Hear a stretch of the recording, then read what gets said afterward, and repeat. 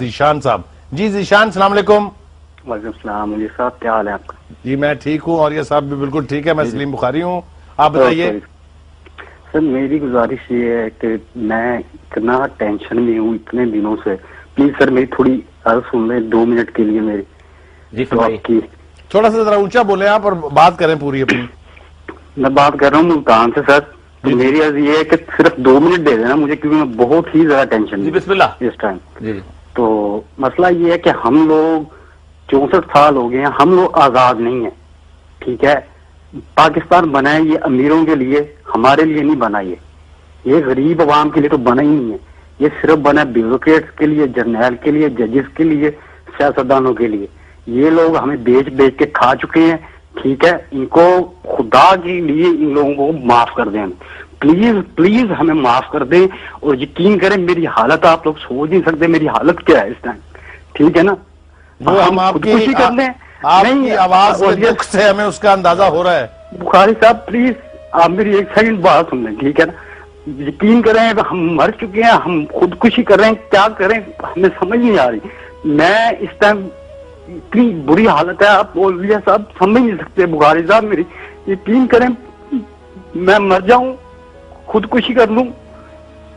نہ نوکری ہے نہ پڑھائی ہے پیسہ نہیں ہے. کہاں جائیں ہم؟ ذیشان صاحب میری ایک آپ اگر مجھے اجازت دیں تھوڑی سی بات کرنے کی. آپ اگر ہمت چھوڑ دیں گے تو کون چیلنج کرے گا ان لوگوں کو؟ پاکستان ان کے لیے بنا نہیں تھا. عوام نے اپنا حق چھوڑ دیا. میں آپ کو بتاؤں یہ آپ کی جو اس آواز ہے نا اس کے بارے میں اللہ تعالیٰ فرماتا ہے کہ اس کی اور عرش اعظم کے درمیان کوئی اور راستہ نہیں ہے. کوئی دیوار نہیں ہوتی. یہ سیدھی وہاں جا کے پہنچتی ہے. امن یجیب المضطر اذا دعاہ. اللہ تعالیٰ کا دعویٰ ہے کون ہے جو مضطر دلوں کی دعائیں سنتا ہے. آپ ایک مضطر دل ہیں اور آپ کی دعائیں سنی جا رہی ہیں. اللہ تعالیٰ کرم کرے گا. اللہ تعالیٰ کرم کرے گا. یہ امریکن جو کتے ہیں ان چھوڑے ہوئے ہیں یہ نہیں بننے دیتے ہمیں. دیکھیے اس میں بھی راہ نکلے گی انشاءاللہ. اس سے پہلے امریکہ کئی ملکوں میں ذلیل ہو چکا ہے جہاں کی قومیں جاگ اٹھی. ہم آپ کے ساتھ مل کے دعا کرتے ہیں کہ قوم جاگ اٹھے. میں جس دن یہ تھوڑے دن کا انتظار کر رہا ہوں. انشاءاللہ تھوڑے دن میں کچھ نہ ہوا تو میں انشاءاللہ یہ پارلیمنٹ کے سامنے اپنے آپ کو آگ لگاؤں گا. اللہ کرے کہ یہ نوبت نہ آئے اور آپ کی دعائیں جو ہیں وہ قبولیت کا درجہ حاصل کریں اور یہ قوم جاگے. قوم جاگے گی. اللہ یہی تو بات ہے نا اولیاء صاحب. ہم خود نہیں سمجھتے. ہم خود سوئے پڑے ہیں. ہم خود سوئے ہوئے ہیں. انشاءاللہ آپ جیسی سب سے بڑا قصور ذیشان صاحب آپ جیسی آوازیں اٹھیں گی آپ جیسی دعائیں ابھریں گی تو آپ دیکھیے گا قسمت کی تقدیر بدلے گی انشاءاللہ. اور یہ دیکھیں یہ جو آواز ہے یہ جو دکھ اس آواز میں تھا یہ ہے ایک پاکستانی کا دکھ جو یہ سمجھتا تھا کہ یہ ملک اگر بنا ہے تو یہاں ہمارے حقوق جو ہیں. سر یہ دنیا میں ملک بنے یا نہ بنے یہ ہر بندے کی ویسے آواز ہوتی ہے کہ جو اس طرح کے حالات کو فیس کر رہا ہوتا ہے. جو سینسٹیو کہتا ہے میں پارلیمنٹ کے سامنے خودکشی کر لوں گا. یہ کیوں خودکشی کی نوبت آتی ہے؟ سائیکالوجسٹ یہ کہتے ہیں کہ جب انسان تمام ایونیو سے مایوس ہو جاتا ہے جب اس کو پتہ چل جاتا ہے. اور خودکشی کرنے والے کے بارے میں ایک بڑی خوبصورت بات ہے کہ جب وہ اپنا پھندا لٹکا رہا ہوتا ہے نا گلے میں تو تمام سائیکالوجسٹ متفق ہے کہ ایک دفعہ مڑ کے وہ ضرور دیکھتا ہے کہ کاش کو اس وقت آ کے بچا لے. یہ اس کی اس وقت کی آواز ہے. بالکل صحیح ہے. اس وقت اگر کوئی شخص بھی سن رہا ہے ہاں وہ پالیٹکس میں ہے ہاں وہ کسی اور جگہ پہ بیٹھا ہوا ہے اس کو سوچ لینا چاہیے کہ ایک وقت ایسا بھی آتا ہے خودکشی کرنے والوں کو کہ وہ کہتا ہے کہ میں 2 لوگوں کو مار کے تو مروں. وہ بہت برا وقت ہے. اور یہ تھوڑی سی اگر اجازت دیں آپ میں سمجھتا ہوں کہ آواز جو ذیشان کی ہم نے ملتان سے سنی اسے اگر قوم سن لے. حکمران بے حس ہیں بے غیرت ہیں بالکل بے جاہل مطلق ہیں ان سے کوئی توقع نہیں رکھنی چاہیے. قوم نے اگر یہ آواز سن لی اور اس میں اپنی آواز ملا دی تو سر یہ آوازیں تھی چلی میں امریکہ کا ہولڈ تھا لوگ اٹھے امریکہ وہاں سے بھاگا. یہ آوازیں تھی ہونڈراس میں یہ آوازیں تھی نکراگوا میں یہ آوازیں پورے ساؤتھ میں. یہ آواز جہاں اجتماعی طور پر اٹھی ہے لوگ کھڑے صورتحال بدل گئی ہے. وقت ہو گیا ایک بریک کا. میرے خیال سے بریک پہ چلتے ہیں. بریک سے لیکن اب کیا ہو سکتا ہے؟ اب اگرچہ ہندوستان نے آزادی حاصل کر لی لیکن اس کا اتحاد باقی نہیں رہا. پاکستان کے نام سے جو نئی ریاست وجود میں آئی ہے جس میں برطانیہ کے پسندیدہ افراد کا برسر اقتدار طبقہ وہ ہے جو برطانوی حکومت کا پروردہ رہا ہے.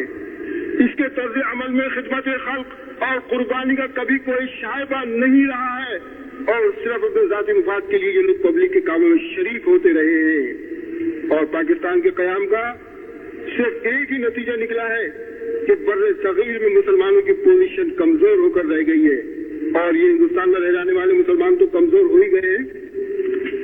ये हिंदुस्तान में रह जाने वाले करोड़ों मुसलमान जो अब तक हिंदुओं के जुल्म और इंतकाम का शिकार रहेंगे, पाकिस्तान के बसने वाले मुसलमान इनकी कोई भी मदद न कर सकेंगे। और इसी तरह से पाकिस्तान में बसने वाले मुसलमान जिस माशरती, इक़्तिसादी कमजोरी और सियासी पसमानदगी का शिकार रहेंगे, ये हिंदुस्तान में बसने वाले मुसलमान उनकी कोई मदद न कर सकेंगे। क्या ये बात गौर करने की नहीं कि जब तकसीम की बुनियादी हिंदुओं और मुसलमानों के दरमियान अदावत पर रखी गई थी, तो पाकिस्तान के क़याम से ये मुनाफरत एक आईनी शक्ल इख्तियार कर गई है, और इसका हल अब और ज्यादा मुश्किल हो गया है।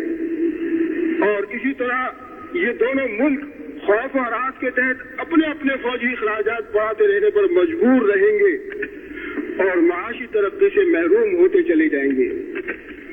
लेकिन आज अगर मैं मुलामत करूं तो किसको करूं, कैसे करूं और क्यों करूं? अपने भाइयों को, अपने अजीजों को किस दीवार से सर टकराऊं? आप जानते हैं कि मुझे कौन सी चीज यहाँ ले आएगी।